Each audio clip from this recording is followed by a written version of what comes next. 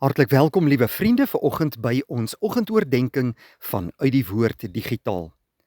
Mag vanmôre se boodskap vir jou tot baie groot seën wees en mag die Heilige Gees hierdie Bybelse waarhede in jou lewe inplant, laat groei en jou in die geloof versterk.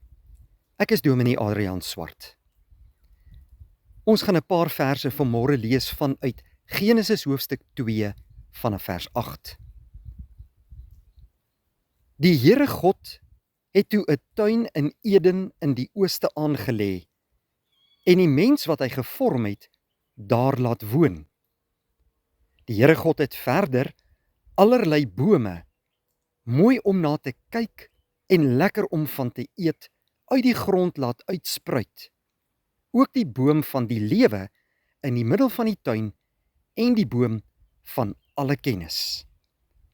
Daar het 'n rivier in Eden ontspring om die tuin nat te maak en van daar af het dit verdeel en 4 riviere geword.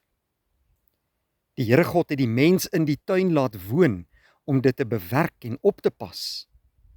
Die Here God het die mens beveel: van al die bome in die tuin mag jy eet soos jy wil, maar van die boom van alle kennis mag jy nie eet nie. Die dag as jy daarvan eet, sterf jy. Verder het God gesê: dit is nie goed dat die mens alleen is nie.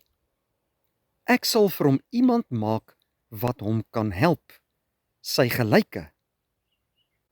Toe het die Here 'n diep slaap oor die mens laat kom, sodat hy vasgeslaap het. Die Here God neem toe 'n ribbebeen uit die mens, vul die plek met vleis op, en die ribbebeen wat hy uit die mens geneem het, bou hy om tot 'n vrou en bring haar na die mens toe.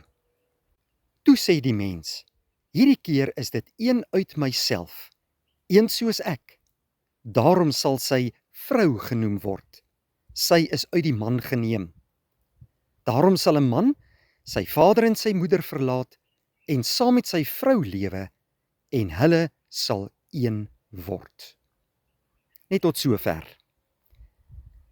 Die skepingsgebeure van Genesis hoofstuk 1 en 2 is wonderlike gebeure, want ons lees daarin hoe God die skepingswerk gedoen het.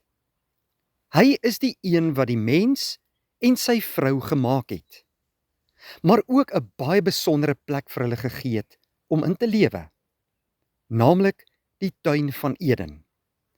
'n pragtige tuin is aangelê in Eden, en daar het 'n rivier ontspring wat die tuin nat gemaak het, en heerlike bome en vrugtebome was in die tuin gewees.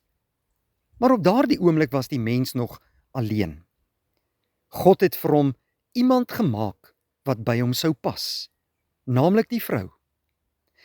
Hierdie unieke skepingsdaad van God is die wil van die Here vir man en vrou in hierdie wêreld. Daarom sê vers 24: daarom sal 'n man sy vader en sy moeder verlaat en saam met sy vrou lewe en hulle sal een word. Hierdie broeder en suster is die oorsprong van die huwelik soos ons dit vandag ken. God het dit so in sy raadsplan ingebou dat man en vrou vir mekaar bedoel is, om 'n metgesel vir mekaar te wees, om daar vir mekaar te wees in ondersteuning, in die uitlewing van hulle liefde teenoor mekaar en teenoor God, en om 'n eenheid te vorm onder die seënende hand van die lewende Here. In hierdie pragtige wêreld wat die Here gemaak het, in sy skoonheid en in sy uniekheid, kan mans en vrouens onder die seënende hand van God binne die huwelik gaan lewe. Binne die huwelik kan ons God verheerlik as man en vrou. Ons kan sy naam groot maak. Ons kan werk tot sy eer en ons kan ook sy seën verwag in alles. Dit is die wil van die Here dat ons wat mense is, elke dag ons allerbeste vir hom sal gee in hierdie pragtige skepping wat ons die aarde noem, wat hy spesiaal vir ons gemaak het. Ons eer die Here daarvoor vandag en kom ons wees gehoorsaam aan hom en lewe tot sy eer, die skepingsgod wat wonderdade in ons lewens doen. Kom ons bid saam. Dankie troue God en hemelse Vader, vir hierdie nuwe dag wat ons uit U hand ontvang. Dankie dat U 'n skepper God is, wat in U grootheid 'n unieke wêreld en alles daarin gemaak het. Dankie dat U hierdie wêreld vir die mens kom gee het, om in te woon en daarin te werk. Ons is U verteenwoordigers.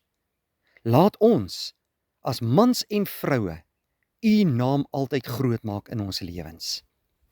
Baie dankie vir soveel seëninge ook uit U hand, wat ons vandag ontvang, Here.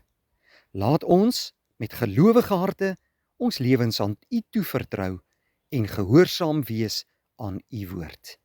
Seën vir ons hierdie mooi dag en vul ons harte met U vrede. In Jesus Christus se naam bid ons dit. Amen. Dankie vriende, 'n geseënde dag.